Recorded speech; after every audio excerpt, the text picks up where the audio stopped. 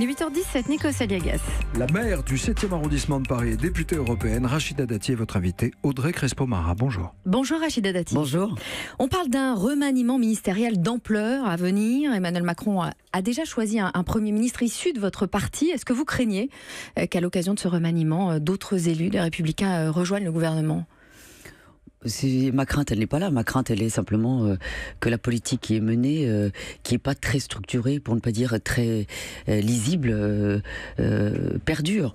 Que démontre ce remaniement d'ampleur qui était ni prévu, ni de cette ampleur et ni prévu à cette époque. Ça démontre un échec politique, pas d'équipe stable et pas de projet stable. Je parlais d'autres républicains qui pourraient rejoindre le gouvernement. On parle de Jean Castex, secrétaire général adjoint de l'Élysée sous Nicolas Sarkozy, qui pourrait arriver à l'intérieur. Oui, alors, ça vous embête pas qu'il y ait un nouveau républicain qui rejoigne le gouvernement ? Ce qui m'intéresse, c'est quelle est la politique qui va être menée. On a une insécurité. Regardez le constat de réalité que nous on dénonce depuis des mois et des mois sur la délinquance, sur l'insécurité, sur les violences urbaines, sur le communautarisme. Regardez le constat glaçant qu'a fait Gérard Collomb au moment de partir. Donc moi, c'est de savoir comment on résout ça, quelle est la politique qui va être menée pour faire diminuer cette délinquance-là. On va parler de Gérard Collomb. En tant qu'ancienne garde des Sceaux, estimez-vous que Nicole Belloubet doit rester place Vendôme ? J'ai pas, moi j'ai rien à dire là-dessus. Tout ce que je peux dire sur la justice, et moi j'ai été garde des Sceaux. Rappelez-vous, moi j'ai mené des réformes importantes et qui m'ont valu quand même de nombreuses polémiques. Mais j'ai fait le boulot, j'ai réformé la carte. Non mais attendez, j'ai réformé la carte judiciaire. Elle n'a pas été remise en cause. J'ai fait construire des places de prison. Il en manque beaucoup, ça n'a toujours pas été fait. J'ai mené une politique pénitentiaire, une politique pénale sur les violences en général, mais aussi sur les violences faites aux femmes, par exemple. Sur les prisons, sur la rétention de sûreté, la révision de la Constitution. Donc mon bilan est quand même... Non mais mon bilan est important. Qu'est-ce que vous rattachez aujourd'hui à Nicole Belloubet en termes de politique pénale ? L'insécurité qu'on constate, il faut une politique pénale pour la réprimer. Quelle est la politique pénale du gouvernement aujourd'hui ? Moi, je la connais pas. Si vous la connaissez, donnez-la moi. Rachida Dati, en partant, Gérard Collomb a lancé l'alerte sur les quartiers perdus de la République. Les territoires perdus de la République, Georges Bensoussan avait publié ce livre remarqué, très critiqué à l'époque, dès 2002. Donc de telles informations, vous les aviez quand vous étiez ministre de la Justice il y a 10 ans. Mais j'ai fait diminuer, moi, les violences urbaines. J'avais une politique pénale qui était extrêmement ferme. La rétention de sûreté, que la gauche a essayé de supprimer, qui existe, et heureusement, pour les criminels dangereux. Les peines planchées pour les récidivistes qui marchaient très bien. Elle était supprimée par la gauche. Moi, la politique pénale, je l'ai assumée. Moi, j'ai effectivement la répression vis-à-vis des délinquants, des voyous, je l'ai assumée et je l'ai menée de bout en bout. Mais la situation dans les quartiers ne cesse d'empirer. Ah non, mais elle a reflambé. Mais vous savez, c'est simple, quand vous n'avez pas de politique pénale contre des voyous, ils continuent à être délinquants. Et la délinquance, regardez depuis le début de l'année, les violences crapuleuses ont augmenté, je crois, de 8 ou 9%. Les violences, d'une manière générale, la délinquance en moyenne a augmenté entre 8 et 10%. Quelles sont les réponses à cela ? Tant que vous n'aurez pas de politique pénale et de réponse pénale, ça ne servira à rien. C'est-à-dire que ça va continuer de flamber. Le communautarisme, comment on y répond ? Rachida Dati, Marine Le Pen, Nicolas Dupont-Aignan et 7 autres députés veulent faire payer aux détenus leur incarcération. Qu'en pense l'ancienne garde des Sceaux que vous êtes ? Faut-il faire payer aux détenus ? Et s'ils ne payent pas, qu'est-ce qu'on fait ? On les remet dehors ? Mais la majorité des détenus sont pas solvables. Moi, en tout cas, en tant que garde des Sceaux, moi, mon objectif était que les détenus indemnisent les victimes. C'est pour ça que toutes les prisons que j'ai fait construire ont toutes des endroits où il y a des ateliers pour travailler. C'est-à-dire qu'ils travaillaient pour indemniser les victimes. Mais le problème de la justice en France, et notamment sa paupérisation, c'est que c'est un des rares, pour ne pas dire le seul, service public totalement gratuit. Moi, j'avais instauré pour certains contentieux, notamment au civil, ce qu'on appelle un timbre, un droit de timbre, que la gauche a enlevé. Regardez, vous allez à l'hôpital, vous payez un ticket modérateur. Donc ça devrait devenir payant, la prison ? Moi, je pense qu'il y a certains accès à la justice, certains contentieux sur lesquels on devrait, en tout cas, payer une forme de ticket modérateur. La justice ne peut pas être totalement gratuite indéfiniment, parce qu'effectivement, c'est un service qui, dans certains contentieux, qui peut-être, on sait dès le départ que par exemple, le contentieux n'est pas opérant ou qui n'a pas prospéré. Peut-être que si on responsabilisait les gens par un timbre ou un genre de ticket modérateur, peut-être que la justice porterait déjà un peu mieux. Rachida Dati, après les États-Unis et l'Europe, voilà que le populisme arrive au Brésil. Puisque le phénomène touche le monde entier, faut-il en déduire que c'est une réaction des peuples à la mondialisation libérale ? S'agissant du Brésil, pour avoir quand même un peu regardé, et même comme parlementaire européen, pour l'essentiel, la volonté d'avoir ce candidat, certains diront c'est la lutte contre la corruption, mais il y avait un candidat centriste qui a fait, je crois, à peine 12%. L'essentiel de cette volonté politique qui a conduit à ce 46% de ce candidat, pour l'essentiel, c'est l'insécurité et la violence. Parce que même dans des quartiers très difficiles, certains veulent que l'armée intervienne, tellement il y a une insécurité grandissante. Et donc il faut aussi qu'en Europe on s'interroge là-dessus, parce que les insécurités de diverses formes, qu'elles soient sociales, qu'elles soient au sens physique, il faut qu'on réponde à ces insécurités-là, sinon demain on aura des lendemains qui vont être extrêmement douloureux, pour ne pas dire extrêmement malheureux. Rachida Dati, la procréation médicalement assistée fait douter la droite. Laurent Wauquiez s'oppose à l'extension de la PMA aux femmes célibataires et aux couples de femmes, mais des élus républicains s'interrogent. Et vous ? Tout le monde peut s'interroger, tout le monde. Moi j'ai vu aujourd'hui qu'il y avait, je crois, plus de 300-400 médecins qui ont contesté une volonté d'ailleurs du Conseil national d'éthique de pouvoir étendre cette PMA à l'ensemble des femmes. Donc vous doutez aussi ? Mais pourquoi ? Parce que la PMA, c'était une technique médicale qui répondait à une pathologie. Et beaucoup de médecins disent, nous on est là pour soigner, guérir, pas pour répondre forcément à un désir d'enfant. C'est pas forcément cette réponse-là. La PMA, d'ailleurs, beaucoup d'anthropologues, des sociologues, des philosophes s'interrogent là-dessus. Ça va être la place du pôle de la paternité. C'est-à-dire que si on fait la PMA pour toutes, c'est-à-dire qu'on considère que le pôle paternité n'est plus utile, nécessaire dans la structuration de l'enfant. Ça interroge, ça interpelle. C'est une question de société, j'allais dire grave, dans le sens gravité du sujet.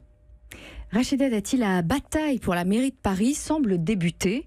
Vous qui êtes maire du 7e arrondissement depuis 10 ans, vous vous sentez la plus légitime à droite pour Paris ? Je ne suis pas plus légitime qu'un autre élu de Paris. Tous les élus parisiens ont vocation, une légitimité à vouloir être candidat demain à la mairie de Paris.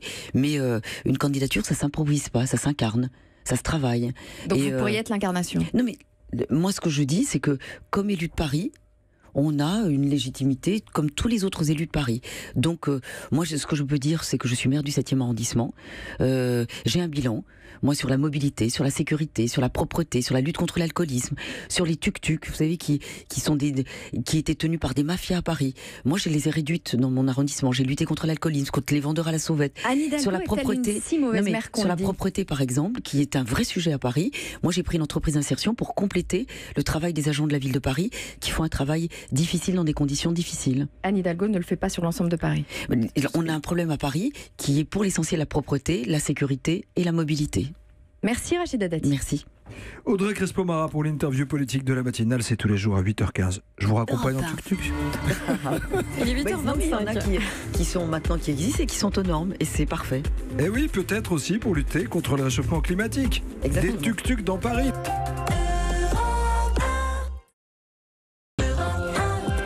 Il est 8h17, Nikos Aliagas. Le secrétaire général de la Force ouvrière, Pascal Pavageau, est votre invité, Audrey Crespo-Mara. Bonjour. Bonjour Pascal Pavageau. Bonjour.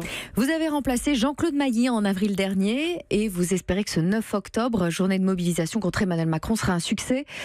Vous ne trouvez pas qu'il a déjà assez de soucis avec son remaniement ministériel ? Alors déjà, on n'est pas dans la rue contre Emmanuel Macron. On est dans la rue contre une vision qui est portée par le chef de l'État et son gouvernement, qui est une logique d'individualisation, de casse de notre modèle social. Et c'est le modèle social finalement que nous défendons, c'est-à-dire notamment les cadres collectifs, les statuts, les conventions collectives, mais aussi la sécurité sociale et les retraites. Vous n'avez pas peur justement que l'annonce du remaniement ministériel ne fasse passer votre journée de mobilisation au second plan ? Oui, ça fait partie du jeu, mais il n'y a pas d'enjeu, si vous voulez, là-dessus, en termes de visibilité médiatique. Nous, quand même, globalement, ce serait habile de la part du chef de l'État, oui, non ? mais c'est certainement ce qui va être fait, mais en l'occurrence, peu importe. Vous pensez qu'il a prévu ça ? Non mais je ne peux pas lui prêter ce genre de choses, mais si le gouvernement, le nouveau gouvernement est prêt l'annoncer le jour d'une manifestation contre la politique menée par le gouvernement, je dirais ça fait partie du jeu, c'est un bon coup tactique, mais c'est pas ça qui change grand-chose à la réalité du mécontentement social aujourd'hui dans ce pays contre plus exactement cette nouvelle vision d'individualisation et de casse des droits collectifs. Pascal Pavageau, on a reproché à votre prédécesseur chez Force Ouvrière, Jean-Claude Mailly, d'être trop conciliant avec le gouvernement, ce que ça lui a coûté cher. Vous, au contraire, vous avez prévu de lui mener la vie dure? Non, encore une fois, on se positionne pas contre une personne, on se positionne à un moment donné sur des politiques. D'abord, oui, on est plus ou moins conciliant avec ces politiques. Syndicalement, à Force Ouvrière, systématiquement, on propose des choses. On demande la négociation collective, on a un cahier de revendications, on est là pour construire quand on s'engage sur un plan syndical. Après, lorsque les politiques sont bonnes, lorsqu'elles sont menées dans un sens qui nous semble favorable, on le dit, et quand elles sont menées dans un sens défavorable, on le dit aussi, et dans ce cas-là, on le conteste. Et là, en l'occurrence, depuis 1 an et demi, nous constatons que cela va tous systématiquement dans le même sens, et c'est une politique de régression sociale, encore une fois, et de casse des fondements même de notre modèle social. Donc, nous sommes à la fois toujours en train de revendiquer, mais aussi en résistance. En tout cas, ces derniers mois, Alexandre Benalla aurait fait plus de mal à Emmanuel Macron que les syndicats. C'est pas un peu vexant quand même? Mais enfin, encore une fois, on ne se compare pas sur quoi que ce soit oui, mais les effets de ce sont point là. de vue-là. Non mais attendez, le monde politique, le monde sociétal, il est ce qu'il est. Nous, en l'occurrence, nous sommes une organisation syndicale et rien qu'une organisation syndicale. Nous n'appelons pas avec des partis politiques à Force Ouvrière, nous appelons sur la base d'un cahier de revendications, nous appelons sur une base purement et uniquement syndicale avec une grève interprofessionnelle. Alors aujourd'hui, 6 syndicats dont Force Ouvrière avec vous appellent retraités, 7 syndicats 6 plus de 1. Salariés et de jeunesse. Appellent retraités, salariés, fonctionnaires, chômeurs à se mobiliser. Donc ça y est, la fameuse rentrée sociale est là? C'est pareil, c'est pas une question d'entrée sociale, c'est une question de prendre date. C'est à la fois une question de prendre date et en même temps de logique un peu d'éveil des consciences, de montrer que puisque tout le monde est en train d'éteindre son arbre parce que son arbre est en feu, on leur dit regardez, c'est l'ensemble, reprenez un peu de recul, vous n'êtes pas tout seul, c'est la forêt qui brûle et nous on vous propose un Canadair. Mais la démocratie, ce n'est pas la rue, a dit Emmanuel Macron. Mais la rue, au sens de la grève, fait partie de la démocratie et du droit républicain. Et ce qu'il serait bon, c'est que les gouvernements, celui-là en particulier, entendent le mécontentement, notamment dans un cadre républicain, démocratique et pacifique, lorsqu'il y a des manifestations. Il ne faut jamais se réjouir du fait qu'une manifestation soit un pseudo-échec quantitatif ou que même des militants syndicaux décident de ne plus aller dans la rue ou se mettre en grève en considérant qu'il faut faire autre chose pour se faire entendre. Parce que derrière le autre chose, il y a beaucoup de radicalité, beaucoup de radicalisation et potentiellement beaucoup de choses type prosélytisme, communautarisme, nationalisme, plein de choses en isme qui ne sont pas syndicales et qui ne sont pas démocratiques. Syndicalisme. Vous dites, la question du nombre de manifestants n'importe pas pour moi, mais qu'est-ce qui importe dans une manif si ce n'est pas le nombre de manifestants? Encore une fois, c'est de prendre date et de permettre un éveil des consciences. C'est pas parce que j'entends, mais à quoi ça sert de faire venir des gens si c'est pas important de faire venir des gens? D'abord, ça permet de se regrouper et de se mettre ensemble. Ça permet, encore une fois, comme je l'ai dit tout à l'heure, de prendre conscience. Bien sûr qu'à un moment donné, c'est une sorte de levier, on va dire, pour l'union fait la force et une sorte de levier de rapport de force. Vous dites ça parce que vous savez déjà qu'il n'y aura pas assez de manifestants pour faire trembler le gouvernement? Pas assez par rapport à quoi? De toute façon, aujourd'hui, nous avons un chef de l'État qui est sourd à tout contrepoids qu'il s'appelle la fonction publique, qu'il s'appelle les médias, qu'il s'appelle la justice ou qu'il s'appelle les interlocuteurs sociaux. Donc de toute façon, on sait très bien que le chef de l'État n'entendra rien au mécontentement qui est aujourd'hui, par exemple, celui des retraités, au mécontentement qui est aujourd'hui celui des chômeurs, ou au mécontentement de l'ensemble des travailleurs qui vont aller manifester ou se mettre en grève aujourd'hui, ou même s'ils ne peuvent pas faire grève, seront parfaitement conscients de ce qui est en train de se tramer et le condamnent. Pascal Pavageau pour Force Ouvrière, vous dites qu'Emmanuel Macron conduit à une France déprotégée, mais ce sont vos capacités de bouclier qui sont en cause. Non, alors, attendez, quand on est... Ou c'est lui-même, c'est sa personne qui est en cause. Aujourd'hui, vous avez une vision du chef de l'État qui est de dire le monde est un marché. Je suis à la tête d'une entreprise qui s'appelle France, d'une start-up nation, et il y a 67 millions d'auto-entrepreneurs d'eux-mêmes. Et avec lesquels, s'ils veulent être aidés, le maître d'ouvrage, c'est-à-dire le chef d'entreprise, leur propose un contrat avec la nation. Et les interlocuteurs sociaux, il faudrait, par exemple, sur la négociation assurance chômage, que, en gros, on se comporte comme des sous-traitants. Le maître d'ouvrage le chef d'entreprise de la nation France a décidé que nous devions négocier et obtenir tel résultat, il nous envoie le carnet de commandes et il faut qu'on le fasse. Alors, nous ne sommes pas ses sous-traitants et les 67 millions d'hommes et de femmes, ils ont à être aidés. Ils ont à être aidés selon un principe républicain d'égalité et de solidarité. Emmanuel Macron, il manque de principe républicain ? Je pense que c'est une vision qui est portée par le chef de l'État, qui est une vision, l'individualisation et chacun pour soi, sans valeur, sans les valeurs républicaines. Et il n'a pas de valeur républicaine, Emmanuel Macron. Je ne parle pas de l'individu, je parle de la vision. Je dis que cette vision-là n'est pas rattachée aux valeurs républicaines. Et c'est ce qui pose aujourd'hui le plus grave problème sur l'ensemble des directions qui sont menées, c'est-à-dire qu'on peut avoir une politique libérale ou très libérale, mais qui garde les pieds sur les valeurs républicaines et notamment celle d'égalité. Là, en l'occurrence, ça n'est pas le cas. Que c'est un président sans valeur républicaine. Je trouve que c'est une vision portée par le chef de l'État qui est sans valeur républicaine. En revanche, vous dites avoir de bonnes relations avec Édouard Philippe. Si cet homme de droite trouve, même grâce aux yeux de Force ouvrière, c'est que c'est vraiment l'homme fort de la scène politique actuelle. Nous avons des bonnes relations avec tout le monde, et y compris avec le chef de l'État. Mais encore faut-il qu'on veuille bien et nous entendre et nous écouter, ou plutôt et nous écouter et nous entendre. En l'occurrence, il se trouve que nous avons un Premier ministre et un gouvernement qui sont plutôt à l'écoute et assez réactifs lorsque nous les sollicitons. Sur le principe, c'est une bonne chose. Après, le problème, c'est que une fois qu'on a exposé nos éléments, c'est pas pour ça, encore une fois, qu'on est entendu. Et deuxièmement, le cap n'a pas changé. Aujourd'hui, on va avoir une annonce de changement d'équipe. Nous, ce que nous demandons, c'est un changement de cap plutôt qu'un changement d'équipe. Pascal Pavageau, pour Force ouvrière. Demain se tiendra un point d'étape sur la réforme des retraites avec le gouvernement. Non, pas avec le gouvernement, avec le haut commissaire à la réforme des retraites. Il vaut mieux visiblement dans ce gouvernement être haut commissaire que ministre, on reste plus longtemps. Alors, si aujourd'hui vous ne mobilisez pas dans la rue, ça va être compliqué pour vous d'empêcher, laissez-moi finir, d'empêcher un éventuel recul de l'âge de la retraite, d'empêcher un système de retraite par points, d'empêcher la fin des régimes sociaux. Si vous n'êtes pas nombreux dans la rue, vous savez que vous aurez moins de poids.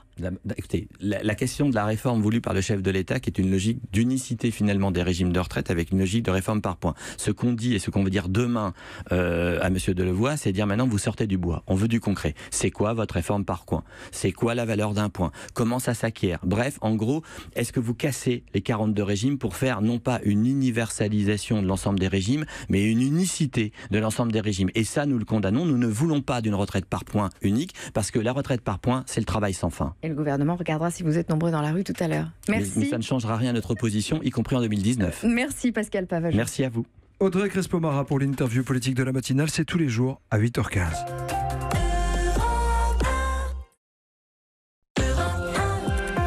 Il est 8h17, Nico Saliagas. Le député européen Brice Hortefeux est votre invité, Audrey Crespo-Mara, et ancien ministre de l'Intérieur. On est dans l'actu là ce matin. Bonjour Brice Hortefeux, député européen et évidemment ancien ministre de l'Intérieur. Ministre de l'Intérieur, ça tombe bien. Édouard Philippe cherche plutôt à droite, il ne vous a pas proposé le poste?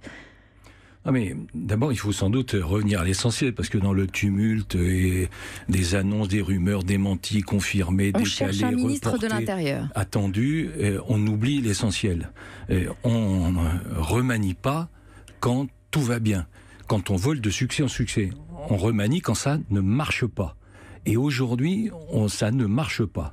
La présidence Macron, ça ne marche pas. Nous vivons d'ailleurs un désordre institutionnel et une pagaille politique comme on ne l'a jamais vu depuis... Les institutions, elles fonctionnent. La loi Pacte, portée par Bruno Le Maire, elle a été votée hier, par exemple. Donc les réformes continuent. Nous connaissons un désordre institutionnel et une pagaille politique. Regardez bien, parce qu'il faut avoir un tout petit peu de recul.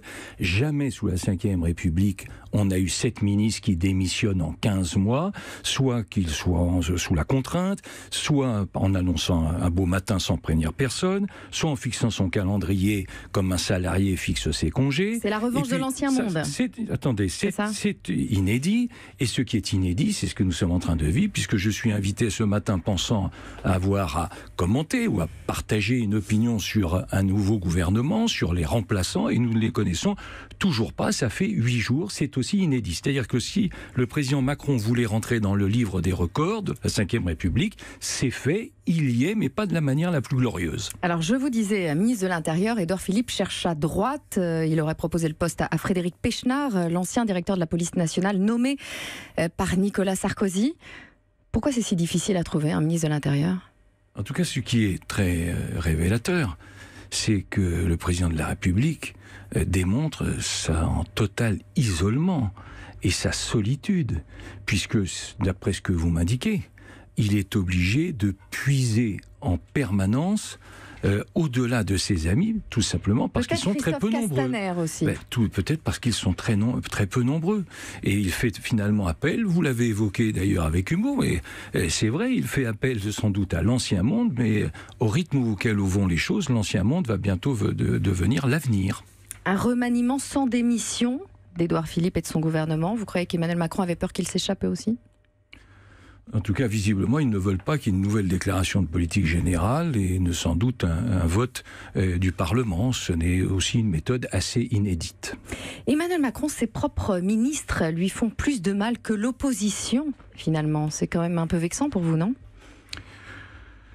Écoutez, nous, notre opposition autour de Laurent Wauquiez, l'objectif, c'est pas de faire du mal, c'est d'essayer d'apporter du bien. Non, c'est de s'opposer à la majorité, au président, non ? Ça, pardonnez-moi, vous avez une conception, pas personnelle, mais qui est collective, des hommes politiques. Nous, notre ambition, c'est pas de démolir, c'est pas de détruire, c'est au contraire de proposer. C'est ce que vous faites depuis le début de l'interview, un peu, non ? C'est de proposer, c'est d'essayer d'avancer des solutions, c'est de préparer une alternative, et ce qui doit nous guider, et ce qui nous guide, c'est le souci de l'intérêt général. Si ça marchait bien, moi je vous le dirais.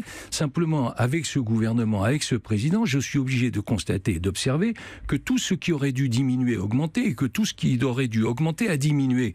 À commencer par le pouvoir d'achat et la croissance. Le pouvoir d'achat va augmenter de 1,3% d'ici la fin de l'année, selon l'INSEE. Oui, bien sûr, mais ça c'est pour beaucoup plus tard. Vous avez remarqué, mais la réalité c'est que le pouvoir d'achat aujourd'hui a baissé.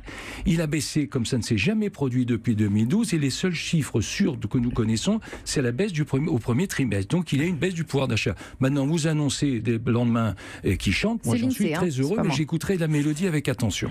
Hier, la mobilisation contre Emmanuel Macron, c'était dans la rue et à l'Assemblée nationale, avec une passe d'armes violente entre Christian Jacob et Édouard Philippe. Vous n'avez toujours pas digéré qu'il quitte la famille, Édouard Philippe ? Mais la question ne se pose pas en termes de personnes, même si ce gouvernement repose que sur les ralliements et dans un certain nombre de cas sur des recyclages. Je ne parle pas du Premier ministre, mais ralliement et recyclage. Ce n'est pas d'ailleurs ma conception de l'engagement politique, mais enfin, chacun fait comme il l'entend, avec sa conscience, sa morale, et c'est très bien comme ça. Simplement, ce qui est vrai, c'est que, encore une fois, nous n'avons jamais vu cette situation, qui est une situation inédite dans l'histoire de la Ve République. Et la Ve République, ça date pas d'hier matin, ça date de 1958. En attendant, Brice Hortefeux, les réformes continuent. Je parlais de la loi Pacte votée hier à l'Assemblée nationale. Il y a les retraites, point d'étape aujourd'hui. Entre les syndicats et le haut-commissaire chargé de la réforme, le gouvernement voudrait inciter les gens à travailler plus longtemps sans toucher à l'âge de la retraite, qui est de 62 ans, mais avec un âge pivot à 63 ans. Alors en gros, si on part avant, on a une décote provisoire. Si on part après, on a une pension majorée. À droite, vous n'allez pas vous opposer à ça, j'imagine. Pour l'instant, d'abord, on n'y comprend pas grand-chose. Si, je viens de vous l'expliquer. Il y a des bribes, mais vous êtes très clair. Vous êtes beaucoup plus clair que le gouvernement. Hein. Ça, c'est tout à fait évident. Vous venez de le démontrer. Mais la réalité, elle doit être bien connue. C'est que en 50 ans, il y a 5 fois plus de retraités. 5 fois plus. Ils sont aujourd'hui 15 millions et demi, 23% de la population française. Première réalité. Deuxième réalité, et c'est tant mieux, l'espérance de vie augmente. À 60 ans, on a une espérance de vie de 23 ans et pour les hommes et 28 ans pour les femmes. Et troisième élément, il y avait 4 cotisants en 1960 pour un retraité. Aujourd'hui, il y en a 1,7. Donc naturellement, ça ne peut pas rester comme ça. Donc, il y a 2 solutions. L'âge de la retraite. Attendez, il y a 2 solutions. Première solution, c'est de baisser les pensions, de baisser les retraites. Je ne sens pas de mouvement spontané, enthousiaste sur ce sujet. Donc c'est à écarter. Deuxième solution, je ne connais pas d'autre, c'est de reporter l'âge légal de départ. Simplement. À quel âge ? Mais attendez, ces fonctions, ça doit être fonction d'un certain nombre d'autres réformes. Est-ce que l'on fusionne l'ensemble des régimes spéciaux ? Il y en a 42. Peut-être est-il venu le temps de fusionner. Alors Emmanuel Macron veut simplifier le système des retraites. Donc là, vous êtes prêt à le soutenir ? Mais si ça va dans le bon sens, naturellement, nous soutiendrons. Je vous donne 2 pistes. Fusionner un certain nombre de régimes spéciaux. Il y en a 42, donc il y en a certains qui peuvent être fusionnés. Et deuxièmement, revoir le mode de calcul des pensions en alignant le public sur le privé. Vous savez, c'est 25 ans. Donc ça fait partie de ces 2 pistes. Et l'âge légal de départ sera fonction de ces réformes. Simplement, j'observe encore une fois une chose, c'est qu'il n'y a eu aucune réforme courageuse qui a été engagée sur ce sujet, sauf celle de 2010. Éric Woerth, François Fillon. Sous la présidence de Nicolas Sarkozy, avec Éric Woerth et François Fillon, c'est la dernière réforme. Depuis, rien n'a été fait de sérieux. Alors, Éric Woerth et François Fillon avaient repoussé l'âge de la retraite à 62 ans. Vous, en tant qu'ancien ministre du Travail, est-ce que vous pensez qu'il est temps de pousser l'âge de la retraite à 63, voire plus ? Mais précisément. J'observe qu'un certain nombre de pays voisins l'ont repoussé largement. Je vous le dis, je pense que la solution passe effectivement par le report de l'âge légal, mais cet âge sera fixé en fonction des réformes qu'on sera capable de faire simultanément, comme celle que je viens de vous expliquer. Un dernier mot sur l'immigration et les européennes, Brice Hortefeux. Marine Le Pen et Matteo Salvini affichent leur entente quand la droite, elle, s'éparpille façon puzzle sur le cas Orban au Parlement européen, par exemple. Certains ont voté pour, d'autres contre. Vous vous êtes abstenu. La famille Les Républicains, elle ressemble un peu à la famille Macron, finalement. Non, mais en une phrase, vous avez évoqué 3 sujets. Premier élément, puzzle. Oui, premier élément concernant la rencontre entre Madame Le Pen et Monsieur Salvini. Moi, je suis très surpris parce que je croyais que le Front National, le Rassemblement National et leurs dirigeants avaient fait de l'arrêt de l'immigration dans notre pays, j'allais dire un fonds de commerce. Bon, Monsieur Salvini, que dit-il ? Monsieur Salvini, il propose très concrètement que l'on renvoie les migrants, des milliers de migrants en France. Il l'a dit le 28 août, il a dit « Je demande à la France d'ouvrir ses frontières à 20 000 ». Donc il faut choisir. Nous disons une chose simple, c'est que une vraie politique migratoire repose sur ces 2 jambes, c'est-à-dire la construction européenne et la politique nationale. Merci Brice Hortefeux. Merci.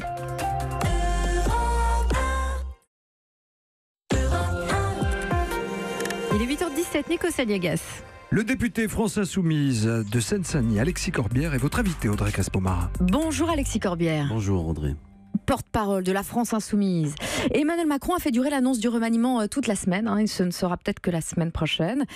Bon, vous ne pouvez quand même pas y voir une volonté forte, celle de reprendre les choses en main ? Non, mais il faut revenir à ce qui est le plus important. Le gouvernement dit qu'il ne veut pas changer de politique, c'est ça que je comprends. Donc à partir de là, c'est une difficulté de trouver des gens qui ont envie de participer à cette aventure. Ça semble compliqué, et je crois que c'est compliqué parce que c'est un gouvernement qui est profondément en crise en vérité. C'est une orientation politique qui est en crise.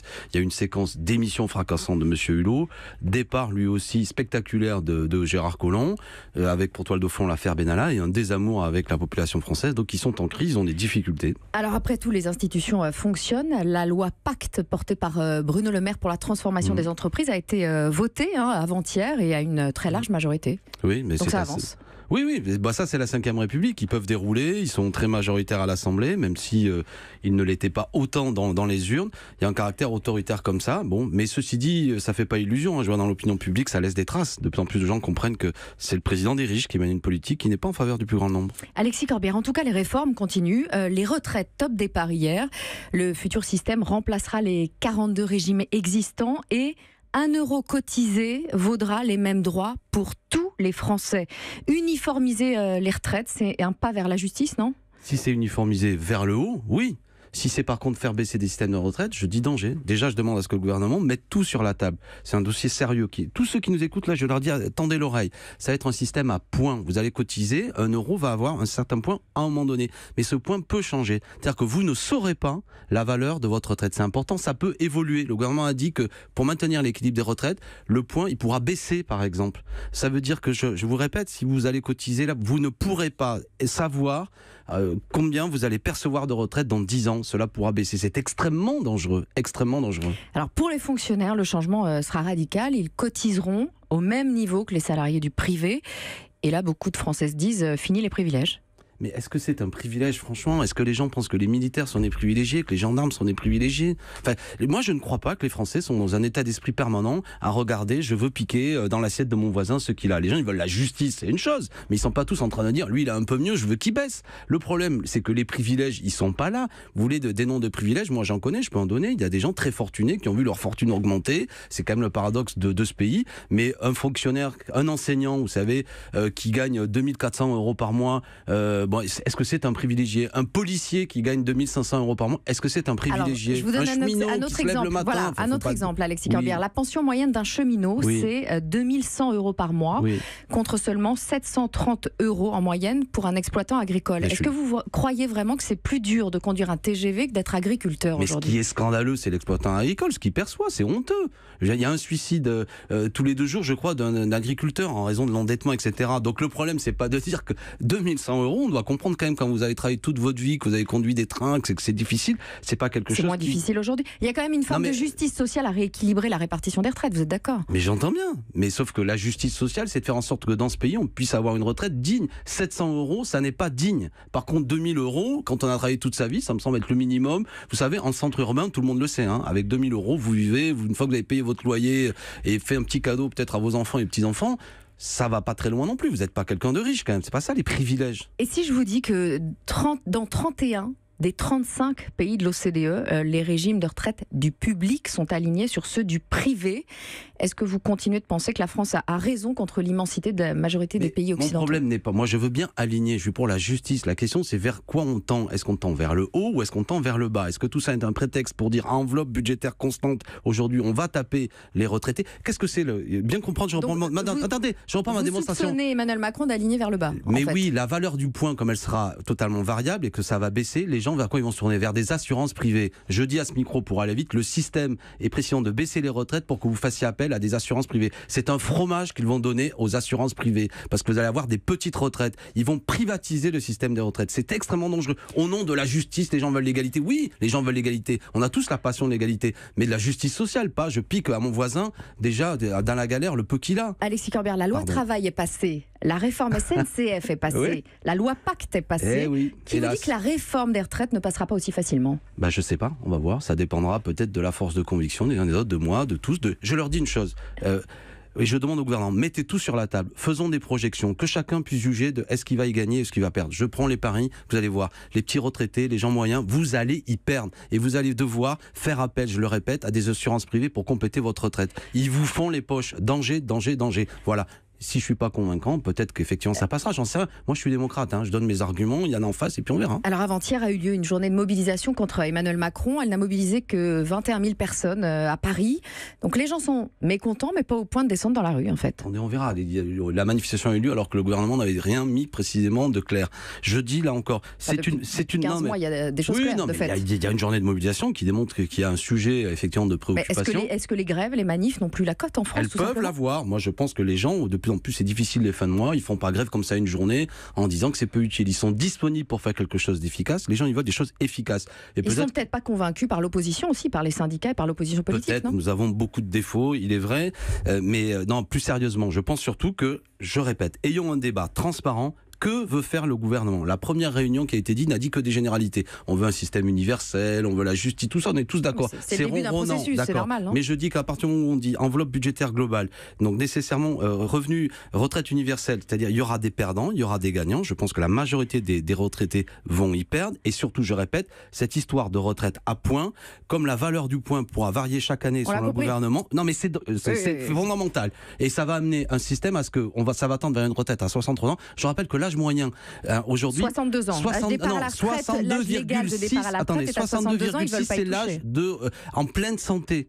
Donc si on part à la retraite à 62, voire vers 63, et qu'aujourd'hui l'âge moyen où on est en pleine santé, c'est 62,6 en France pour les hommes et 64,5 pour les femmes, ça veut dire que plus on retarde les années de retraite, plus la possibilité d'avoir des années de retraite en pleine santé est remis en cause. Mais l'âge de départ à la retraite, l'âge légal, pour l'instant, il n'y touche pas, c'est 62 ans. Oui, mais avec un système de pivot à 63, vous aurez une espèce de petit encouragement à partir plus tard. Et si, précisément aujourd'hui, on vit un peu plus longtemps en France, c'est parce qu'on avait la retraite à 60 ans. Si vous travaillez longtemps, tout le démontre. L'organisme s'use de plus en plus vite les dernières années de votre vie. Je parlais de votre capacité de mobilisation. Ouais. L'an dernier, Jean-Luc Mélenchon rêvait de voir, je le cite, déferler 1 million de personnes sur les Champs-Élysées. J'ai l'impression que c'est plus d'actualité, non? Ça aurait été bien qu'elles aient lieu. Ce serait été bien qu'il y ait une démonstration de force populaire qu'on ne veut pas de cette politique. Nous, on appelle... Mais il n'y en a pas. Non, mais Audrey Crespo-Mara, les gens comme nous, on est là pour cultiver l'enthousiasme. D'accord, et dire il faut y aller, appeler les gens à se mobiliser. Si on passe notre temps à dire c'est dur et tout, bon mais voilà, il se passera rien. Après il y a des moments où après les gens viennent avec nous ou pas, mais on est quand même une grande force populaire. Franchement, la France insoumise est depuis 1 an et demi ceux qui ont réussi le plus à mettre des gens dans la rue lors des grandes mobilisations. Et puis après on est aussi aux côtés des organisations syndicales quand elles appellent à des journées de mobilisation. Mais la question de fond, je répète, au-delà de ce que vous pensez de moi, vous pouvez me trouver rustique sur beaucoup d'aspects, les amis. Réfléchissez à ce que je vous ai dit sur les retraites. Ils vous font les poches, danger. Ce système de points est dangereux. Ils vont vous baisser votre retraite. Ils vont vous encourager à vous endetter auprès d'organismes privés pour avoir une retraite complétée. Et ça, c'est pas bon. C'est pas la République telle que moi je la veux. Merci Alexis Corbière. Merci Audrey Crespo-Mara. 8h17, Nico Saliagas. Le président fondateur du Mouvement pour la France, Philippe de Villiers, est votre invité, Audrey Crespo-Mara. Bonjour Philippe de Villiers. Bonjour. Vous publiez chez Albin Michel Le Mystère Clovis, un roman historique de 400 pages dont vous promettez à nos auditeurs de parler le plus simplement du monde. Dites-moi juste oui. Absolument. Clovis, c'est le roi fondateur, le premier roi de ce qui devint la France, le premier roi chrétien. Pour vous, il est le premier mur porteur. Pour vous, notre époque et celle de Clovis, les années qui ont suivi la chute de l'Empire romain, elles sont comparables. Vous trouvez que les mots chute et déclin s'appliquent à notre époque ?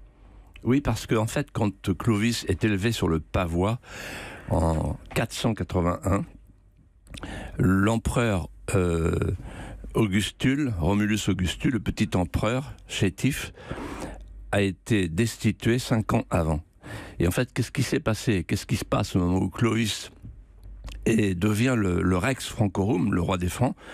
Eh bien, une parenté étrange avec notre époque, c'est-à-dire la fin du limès, la fin de la frontière. Il n'y a plus de frontière, donc Rome perd son identité. On appelle l'hospitalitas l'accueil de l'autre, c'est-à-dire qu'on accueille les barbares. On en fait, je cite, des colons, étrange parenté avec la colonisation opérée en ce moment dans beaucoup de nos banlieues, comme le dit Gérard Collomb. Vous parlez de colonisation de nos banlieues. Bien sûr, hein. C'est pas moi qui le dis, en fait, c'est Gérard Collomb. Est-ce que vous imaginez que le Premier ministre... Il ne parle pas de colonisation. Hein. Il ne parle pas de colonisation, et c'est même pire. Il dit il faut reconquérir le territoire. Mais il parle d'une reconquête républicaine. Vous parlez d'une reconquête chrétienne. Oui, non, mais c'est la Respublica. Vous savez, Peggy disait la République, notre royaume de France. Donc, là, on n'en est plus à savoir si on est royaliste ou républicain. La question, c'est de savoir si la France va mourir. Et donc, quand par exemple, le président de la République parle de la lèpre populiste, moi je lui dis oui, moi je suis lépreux parce que j'ai pas envie de mourir. Le populisme, c'est le cri des peuples qui ne veulent pas mourir. Vous vous inscrivez clairement du côté des populistes aujourd'hui. Quand par exemple le président dit il y a d'un côté les progressistes en fait qui veulent une Europe sans les nations, sans les peuples, sans la démocratie, sans les souverainetés, et puis de l'autre côté il y a l'Europe d'Orban, de Salvini et des autres qui veulent que les nations aient encore leur mot à dire parce qu'ils ne veulent pas d'une société multiculturelle, c'est-à-dire multidéculturée en Europe. Ils ne veulent pas, nous ne voulons pas d'une contre-société en Europe. Eh bien oui, ils sont du côté du bon sens et du peuple. Et d'ailleurs, vous savez, un progressiste, c'est quelqu'un qui dit « Ah, les populistes », parce que pour lui, un populiste, c'est quelqu'un qui n'a pas les mêmes idées, mais qui engrange plus de voix que lui. Vous dites on va vers l'urbanisation des esprits du nom du Premier ministre de Hongrie, sauf en France, avec l'élection d'Emmanuel Macron. Et vous êtes assez dur, vous dites « Nous avons élu un parangon du mondialisme finissant ». Oui, alors en fait, moi je suis très déçu, parce que j'ai reçu Emmanuel Macron au Puy du Fou. On a eu des conversations portant sur des sujets lourds à l'époque. La fonction présidentielle symbolique, la verticalité régalienne, habiter le corps du roi, lui disais-je, au sens des légistes du Moyen-Âge. Kantorowicz, et vous trouvez qu'il n'incarne pas ce corps? Et puis, je lui ai dit, attention, il y a un danger de désintégration, la France peut mourir. Et à chaque fois, il se tournait vers sa femme, Brigitte, et il dit, il a raison, il a raison, il a raison. Et puis, il y a eu les premiers pas, il a reçu Poutine, il a reçu Trump, et, il s'est comporté comme l'avait fait De Gaulle en disant, je ne considère pas les régimes mais les États. Et puis, patatras. Il y a eu la fête de la musique, il y a eu le doigt d'honneur, et puis il y a eu aussi ces apostrophes, ces anathèmes contre Orban, etc. Et je me dis, mais qui est cet homme? Je ne le reconnais plus. Qu'est-ce qui se passe? Et moi, je lui dis, mais Emmanuel, reprends-toi. Et je vais te dire sur quoi tu seras jugé.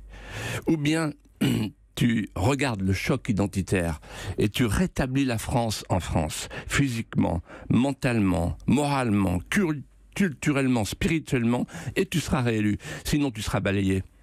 Vous estimez qu'il n'incarne pas la France aujourd'hui, qu'il n'a pas conscience de l'identité française?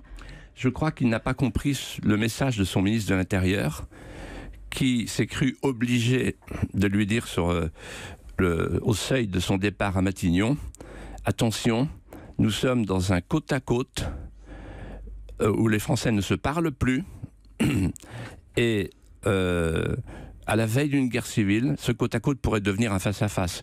Et moi, je crains ce face-à-face, parce que dans les banlieues, il y a des gens qui ont fait sécession, déjà, et qui veulent imposer non seulement le voile et le halal, mais la charia. La charia. Et donc, ils ne veulent pas imposer, ils ont une religion et ils veulent imposer leur religion, mais qui n'est pas la nôtre et qui n'est pas qu'une religion. Qui est aussi une nation. Leur nation, ce n'est pas la France, leur nation, c'est l'islam. Et donc, on ne peut pas transiger là-dessus. Il faut regarder les choses en face. La France peut mourir, et moi je ne veux pas qu'elle meure. La France a des racines chrétiennes, il faut oser les proclamer. On a tous dans nos veines un peu de Rome, un peu de Jérusalem, un peu d'Athènes, un petit évangile qui coule dans nos veines. Mais quand vous évoquez des événements dans votre livre qui ont eu lieu il y a plus de 1500 ans pour éclairer la situation actuelle, est-ce que vous n'êtes pas comme les islamistes qui s'appuient sur la période des croisades pour prouver que les occidentaux sont des barbares sanguinaires en guerre contre l'islam? Non, justement, le fait qu'ils disent ça montre bien qu'en réalité, ils se comportent comme des envahisseurs. Oui, quand on voit M. Redouane Faïd qui utilise un voile intégral, ça devrait nous poser des questions quand même, alors que le voile intégral est interdit chez nous. Et il a été arrêté. Vous savez qu'il y a des centaines et des centaines de quartiers, et maintenant de campagnes, c'est-à-dire qui sont annexés par l'islamisme et qui attendent le moment où, comme dans certains pays, on va pouvoir pratiquer la charia. Vous savez ce que c'est que la charia? Ça veut dire la charia, c'est l'infériorité définitive des femmes, c'est la fin de toute forme de liberté, et c'est en fait la domination d'une religion qui n'a strictement rien à voir avec la distinction du spirituel et du culturel qui existe, du spirituel et du temporel, qui existe dans le christianisme. Vous dessinez un tableau terriblement noir de la France aujourd'hui. Je vais essayer de vous redonner un peu d'espoir. Les Bleus ont encore joué hier soir. Dans cette équipe, il y a des chrétiens fervents, des musulmans pratiquants, qui s'en moquent. Il y a des noirs, il y a des blancs, il y a des métis. Il y a Kylian Mbappé qui est à la une du Time. Le fruit du multiculturalisme qui a encore sauvé la France. Ouais, vous me rappelez quand j'étais à Sciences Po, j'avais un grand prof qui disait « Ah, le Liban, le paradis du miel et de l'encens. » Vous voyez, le multiculturalisme. Eh bien, moi, je vais vous dire, ça ne marche pas le multiculturalisme. Ça marche dans les vestiaires, ça marche sur le terrain de foot parce que c'est un jeu avec des mercenaires. À Rome, il y avait des gladiateurs aussi qui venaient du monde entier, qui venaient d'Asie, d'Afrique, qui étaient très bien payés. C'est une équipe de gladiateurs, l'équipe de France. Mais c'est pas la question. Il incarne la France, Kylian Mbappé, aujourd'hui, il est à la une du Time. Non, mais attendez, moi je ne juge pas sur l'ethnie. La France, comme disait Bainville, la France, c'est pas une race, c'est plus qu'une race, c'est une nation. Et c'est une nation qui a des racines, qui a un passé, qui a une culture. Si on tue ce passé, ces racines, cette culture, elle est morte. Pourquoi? Une société multiculturelle. Trouvez-moi une société multiculturelle au monde qui soit pacifique, harmonieuse. Ça ne marche pas. Non. C'est votre avis. Vous savez, Malraux disait une civilisation, c'est tout ce qui s'agrège à une religion. Si vous tuez la religion chrétienne en France et que vous laissez l'islam s'installer, vous aurez une société multiculturelle, c'est-à-dire multiconflictuelle et multidéculturée. C'est ça mon message. Et je veux être entendu parce que c'est pas pour moi, je m'en fous, je suis parti, je suis plus en politique, je suis sur mon Aventin, au Puy du Fou, j'écris des scénarios, j'ai une vie tout en laurier et en plaisir maintenant. Mais c'est simplement, je reviens là, Europe 1, pour dire attention, soyez des populistes, voyez, soyez proches du peuple, écoutez la voix du peuple. C'est votre message ce matin. En tout cas, merci Philippe de Villiers. Vous vous souvenez de ce que disaient les gladiateurs dans l'arène? Moriturit et salutant. Exactement. On est bien vivant, hein, je vous rassure, ce matin. Audrey Crespo-Mara pour l'interview politique de la matinale Au les cœurs. C'est tous les jours à 8h15. Et puis dimanche, Jean-Luc Mélenchon est l'invité du grand rendez-vous Europe 1 CNews Les Échos. Entretien à suivre en direct dès 10h sur notre antenne.